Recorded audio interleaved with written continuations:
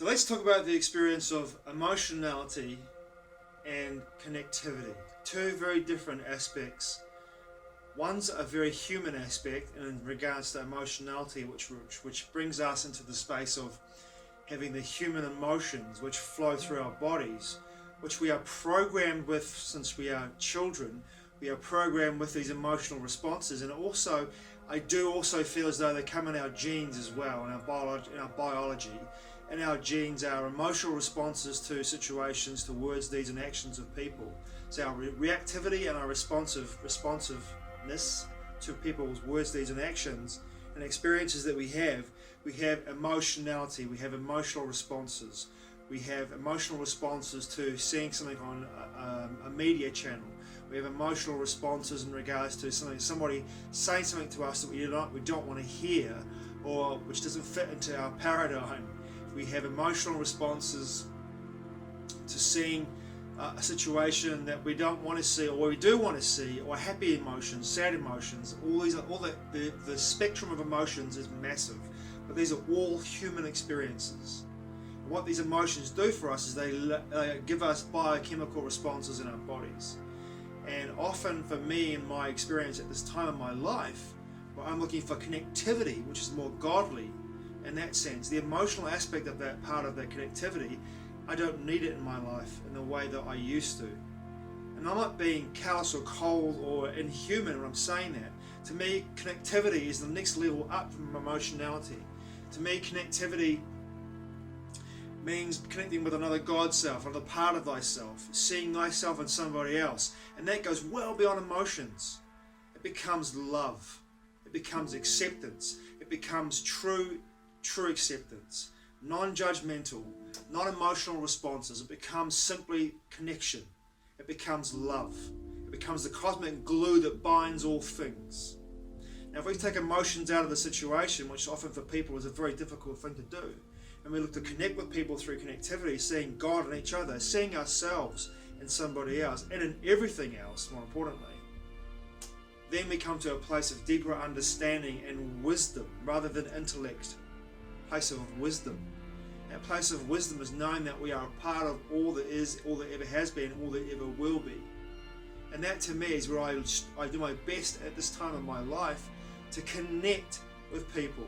I've had an experience just recently where I've done that to try do my best to connect with somebody on that level.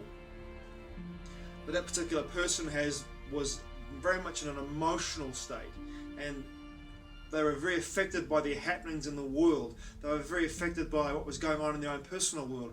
They were very affected by what's happening in the wider world and their perceptions of what was going on in the wider world, to a point where they were so, and I can understand this, totally understand this perception, because I was experiencing it myself as well lately, feeling so overawed and overwhelmed by what was going on in the world at the moment.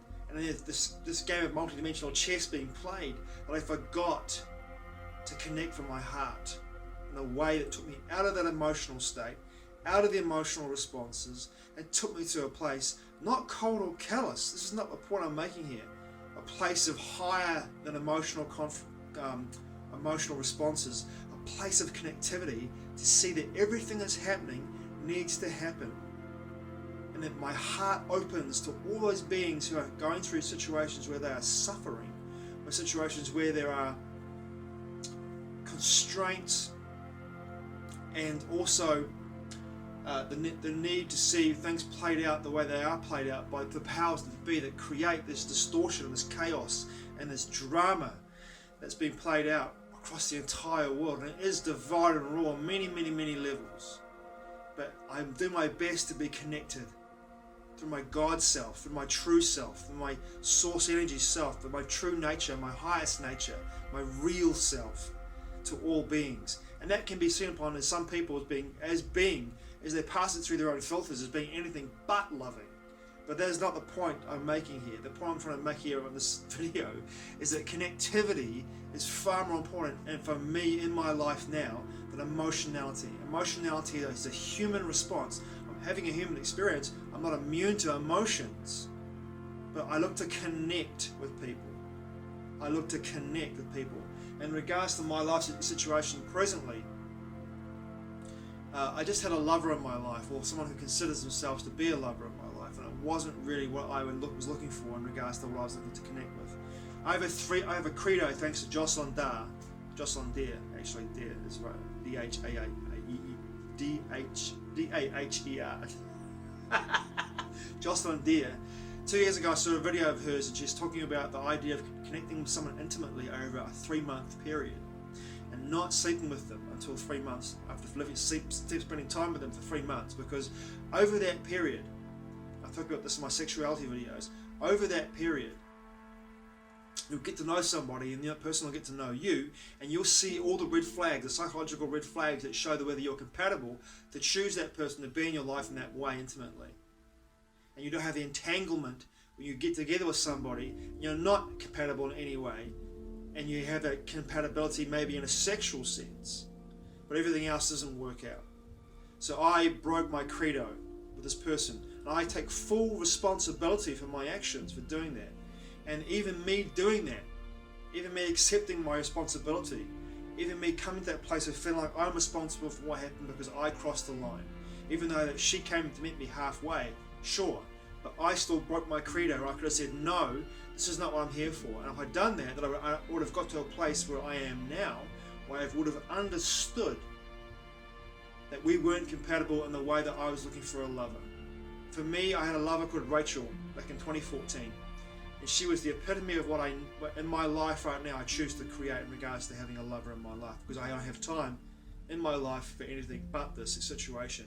And this connectivity that we shared with each other was truly magnificent. It was truly magnificent. I went to a bar called The Laundry here in Wellington one night, and I saw her in the back smoking a cigarette, and I thought, wow, she's fucking babe-licious.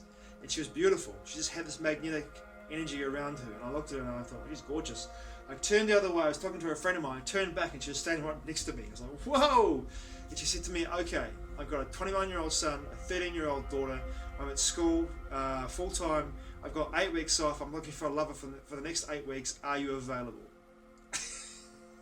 I was just like, holy fucking shit. Yes, I am. She stated what she wanted. She made it quite clear what she was available for and what she wanted to have in her life for that 8 weeks. And I was like, yes ma'am, I am keen for this experience. And the beautiful thing about Rachel was this: as lovers, we shared each other's company, we were intimate with each other, we enjoyed each other's company, but the emotionality was taken out of the equation. It was about connectivity. It was about seeing each other, the God nature in each other, and accepting that, and finding all the emotional content that comes with connection in a deeper sense, on a human level, was no longer a part of our connection. We really connected with each other, and in the end, that connection was so strong for both of us. When we pulled apart, it was very difficult for us because our connection was so beautiful, so profound, so strong, due to the nature of our God selves connecting rather than our human selves connecting. And this time where I'm in my life right now, that is what I'm choosing to create in my life. Someone who reflects back at me what Rachel showed me in 2014. That emotional maturity, put it to the side and connect from a God nature with each other. Connect in a way that shows both of us, those of us connecting with each other in that way, that we are open to this experience from a higher level of connectivity. All the emotionality of the world around us, that no longer affects us because we no longer choose to be a part of it.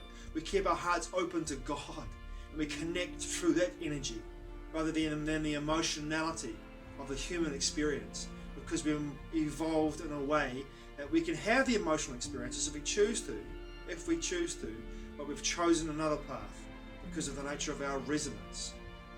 And this is a beautiful experience for me to go through what I've just gone through, to recognize this in myself and have this experience, take personal responsibility for my actions, and say, moving forward, this is what I want to create in my life. Thanks for watching, I truly appreciate it. Mā te wā. I'll see you again soon.